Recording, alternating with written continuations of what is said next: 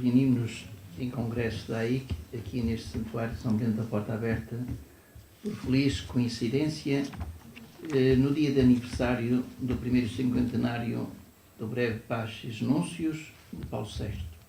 Há 50 anos, este Papa, agora beatificado, subiu ao Monte Cassino para inaugurar e benzer este importante mosteiro, totalmente reconstruído e renascido das cinzas, qual triste símbolo, entre muitos outros, das feridas que a última guerra mundial nos deixou e ainda hoje não totalmente cicatrizadas. O Monte Cassino, mais perto do céu, escolhido pelo próprio São Bento, tornou-se, ao longo da história, um enorme farol a iluminar este velho continente com a luz do Evangelho. Dos escombros do Império Romano, São Bento eleva-se espiritualmente, vivendo uma vida simples e humilde. Propõe aos seus monges, norteados pela regra, na oração e pelo trabalho, e deixa a marca indelével de uma nova humanidade, a civilização cristã.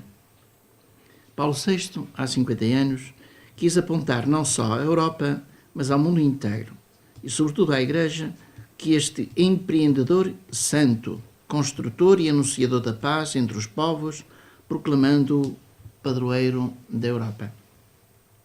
Propusemos-nos refletir em volta do tema mediadores da alegria e do encontro. Da alegria, porque nos podemos abrir aos outros e ser uma igreja, casa de todos. Do encontro, porque quem comunica faz-se próximo, com vontade de disponibilidade, tal como afirma o Papa Francisco na sua mensagem para o 48º Dia Mundial das Comunicações Sociais. Peguemos na primeira palavra da frase que intitula este 9º Congresso da nossa Associação de Imprensa Cristã. Mediadores.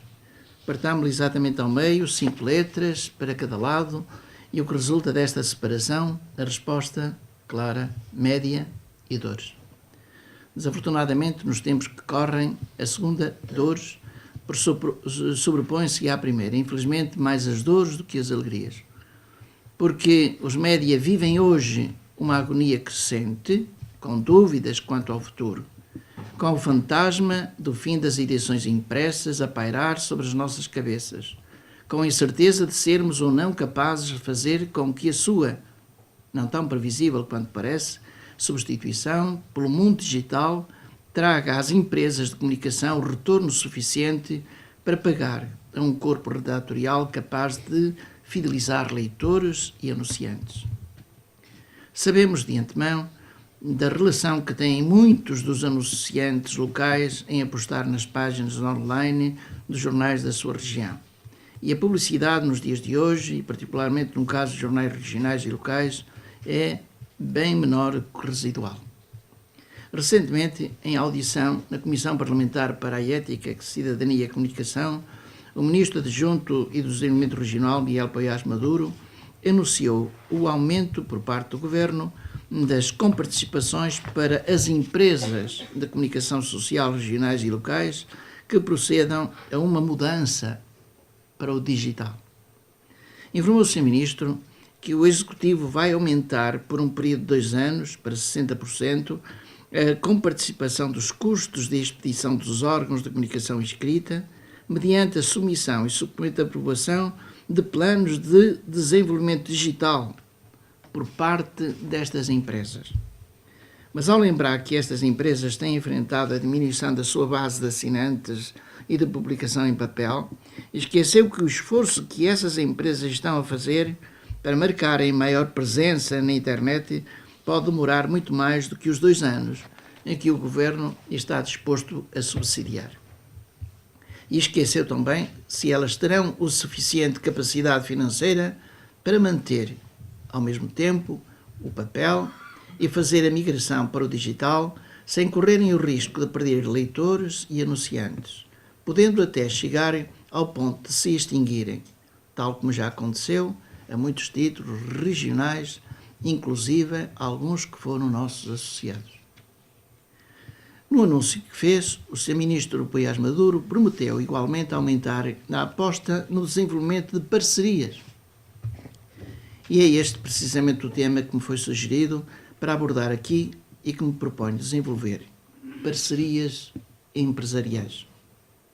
É bom e útil para melhor nos entendermos, como recomendava a filosofia escolástica, definir bem os termos. O grande dicionário da língua portuguesa de António de Moraes da Silva define parceria como junção de diferentes pessoas para certo fim com interesses comuns.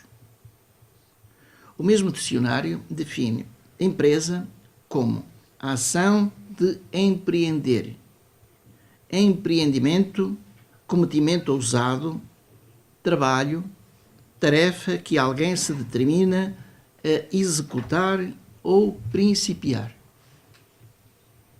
Identifico-me com esta visão de empresa, no contexto deste encontro e nos objetivos deste congresso. Falar-se hoje de empresa é comumente entendido como negócio, que implica capital investido e do qual deve resultar maior lucro em dividendos pelos sócios investidores. Constitui uma cooperação entre diferentes organizações a fim de proporcionar benefícios mútuos entre as partes envolvidas que visam o lucro, aumentando as receitas e reduzindo os custos, ou ambos.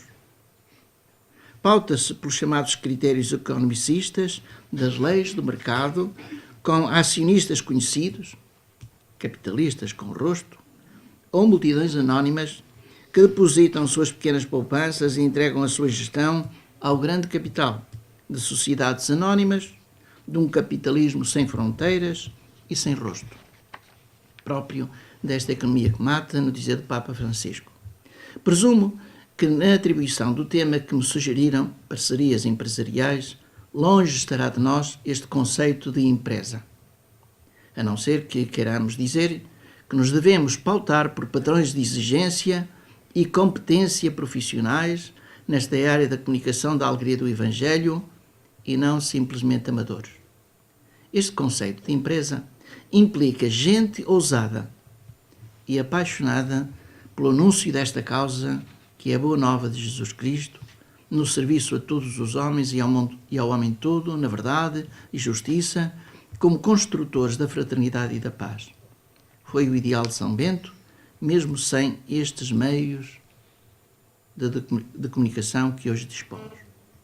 Evidentemente, se convergirmos neste conceito de empresa, como não deveremos nós ser parceiros, juntos, lutando por este objetivo comum?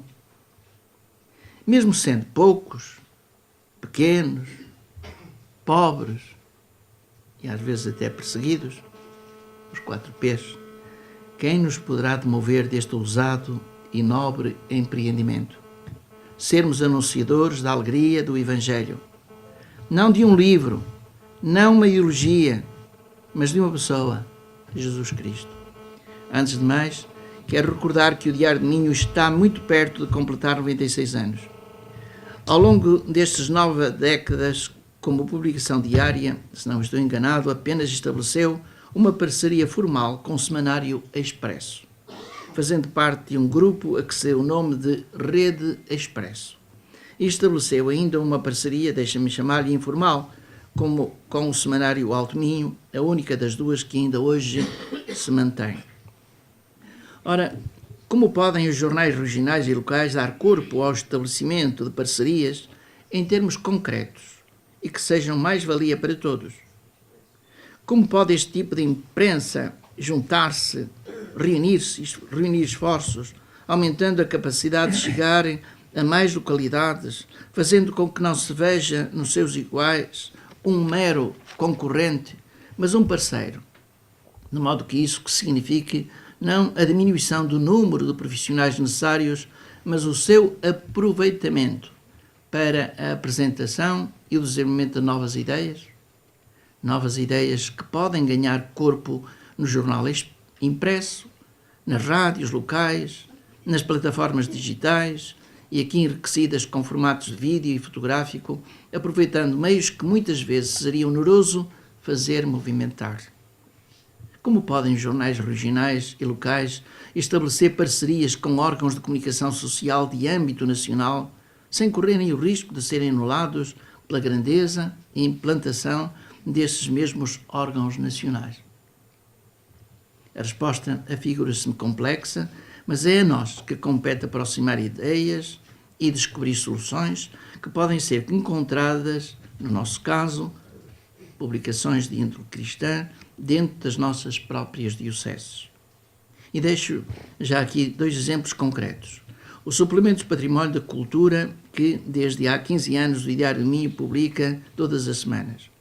O Suplemento de Património permite dar a conhecer à sociedade de leitores verdadeiras joias da iconografia e da arquitetura religiosa de toda a região do Minho e respectivas dioceses de Braga e de Viana do Castelo. Joias essas que vão da pintura à escultura, passando pela monumentalidade física de templos a que urge dar visibilidade pública. Saliento aqui que nestes últimos 15 anos foi feito um levantamento de património de toda a Arquidiocese de Braga, que integra, para além dos concelhos do distrito ou dos de Viana, do de Vila Conde e da Póvoa de Varzim. Atualmente estamos a divulgar o património do Alto Minho, Diocese de Viana do Castelo, depois de já termos passado por Ponta Barca, Arcos do Valdevez, Ponte de Lima e Caminha. E estamos agora a divulgar o património religioso do território de Vila Nova de Cerveira. É importante frisar que este suplemento, apesar de ser elaborado com base na investigação realizada por jornalistas da Casa, acaba por resultar de parcerias informais com os pelouros da cultura das autarquias minhotas, bem assim como as fábricas das igrejas paroquiais e seus diretos responsáveis. O mesmo acontece com o suplemento de cultura.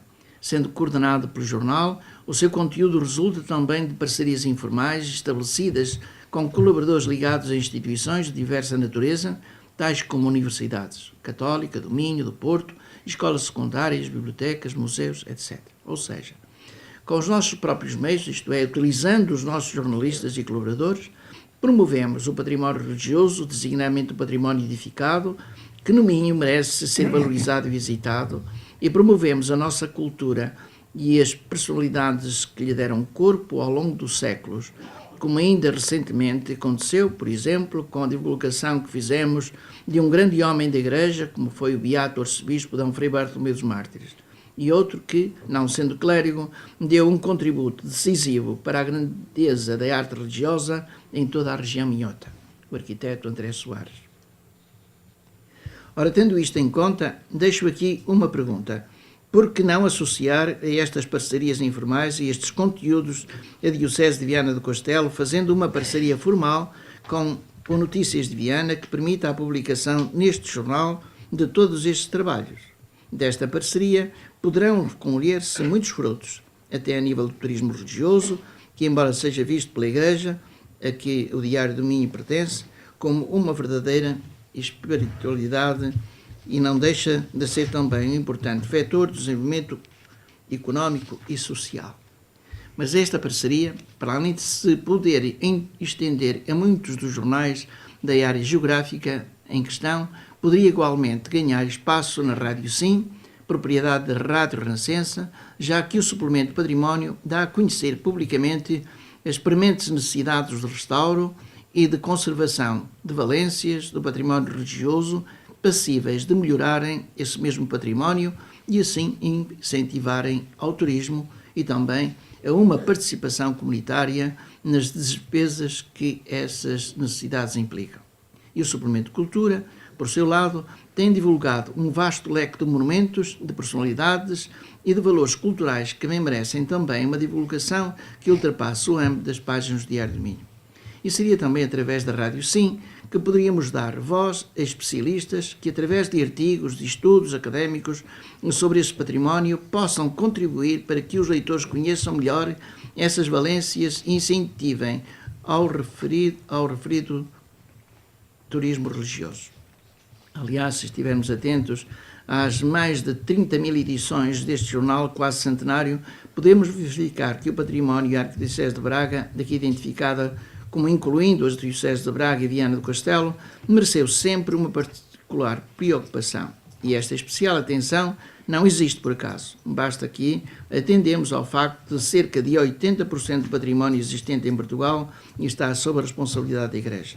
E é assim que, através destes suplementos, o Diário do Minho tem conseguido trazer para a ribalta personalidades, igrejas, templos, antigos conventos, capelas, pequenos locais de peregrinação e devoção popular que deviam merecer uma maior atenção da parte dos agentes promotores do turismo. Então, estes são apenas meros exemplos muito concretos do que muito se pode ter feito ao nível de parcerias empresariais. Estou já a terminar. Para os quais o Diário de Minho tem já dado alguns passos em frente ao estabelecer parcerias informais com outras entidades, como para além das citadas universidades, autarquias, paróquias, associações industriais, comerciais e outras entidades, tais como também o Centro Europa Direto de Ponte Lima. Ora, tudo isto em parceria com outros órgãos de comunicação da região e tendo por base a troca de conteúdos audiovisuais e escritos, poderia enriquecer as plataformas digitais de cada jornal ou de cada rádio local, transformando-as mais atrativas e interativas, com a previsível diminuição de custos. Num passado ainda não muito longínquo, em cada diocese se apostou numa gráfica para fazer o jornal diocesano e outros trabalhos gráficos. A evolução tecnológica nesta área foi e é tão veloz e tão dispendiosa que muitas tiveram de encerrar por se tornar depressa o equipamento obsoleto. Em contrapartida, felizmente, as novas tecnologias da comunicação tornaram-nos mais próximos, mais velozes e mais eficazes. Algumas gráficas subsistiram, como a nossa, mas tivemos que apostar no aventureirismo de um arriscado investimento. Mais de 7 milhões de risco suportados por uma só empresa. Foi demais. Felizmente que arriscamos.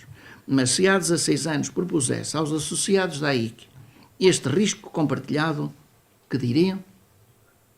Mesmo se nos constituíssemos num empreendedorismo de índole cooperativo. A empresa Diário de Minho tem estabelecido parcerias com alguns órgãos de comunicação no âmbito gráfico, partilhando descontos financeiros no produto, na produção de jornais, livros e revistas, como forma de mitigar o custo das edições dos seus clientes. E estamos num tempo histórico de viragem de paradigma. Penso que deveríamos refletir sobre os erros do passado, sobretudo das iniciativas de cunho individualista que redundaram no que temos e somos hoje, de bom e de mau, e encararmos com realismo otimista o presente, pensando no futuro de continuarmos a ser arautos da mensagem eterna que nos confiaram anunciar a alegria da Boa Nova. Migrar para o digital, já e em força, dizem-nos. Sem saudosismos do passado, porque não potenciar o que temos no momento presente, organizando-nos e preparando-nos para enfrentar o futuro, desenvolvendo um projeto comum e solidário de crescimento sustentável. Qual o melhor caminho a seguir? Penso ser o de parcerias estratégicas de cross-média, isto é, o cruzamento de diferentes médias, jornais, rádio e TV, numa única plataforma de conteúdos digitais e, ao mesmo tempo, de rentabilização dos meios tecnológicos, máquinas fotográficas, de filmar, servidores, bases de dados, para os diversos meios de comunicação associados. Neste novo mundo que se vislumbra, proliferam iniciativas individuais muito louváveis de franco-atiradores, mas que dentro de pouco tempo não aguentam o ritmo da evolução acelerada em tecnologias e também muito dispendiosa. Quanto custa construir uma página de internet, manter um servidor, adaptar as ferramentas de edição de conteúdos? Por que não, então, rentabilizar esforços financeiros e construirmos em comum ferramentas de trabalho que no futuro, atualizando uma só vez, se replicam automaticamente para todos? Era, numa palavra, uma plataforma online com partilha de conteúdos e fotografias. No fundo, era criar uma lusa em que todos os subscritores partilhassem as relevantes notícias sem qualquer custo. A única obrigação era um carregamento mínimo semanal. Assim, queiramos nós que isto possa ser levado à prática e que as entidades oficiais colaborem connosco neste empreendedorismo, nomeadamente através de medidas de natureza económica e financeira que facilitem a concretização deste processo. Da hierarquia, pedimos somente a sua bênção e oração, e que não atrapalhem o processo com miopias redutoras de bairro ainda que diocesano. Estou certo que São Bento nos dá a sua bênção, porque foi um homem simples, humilde e pobre que colocou a sua obra nas mãos de Deus. é que fica o meu apelo, a minha, a nossa proposta. A equipa do Diário do Minho.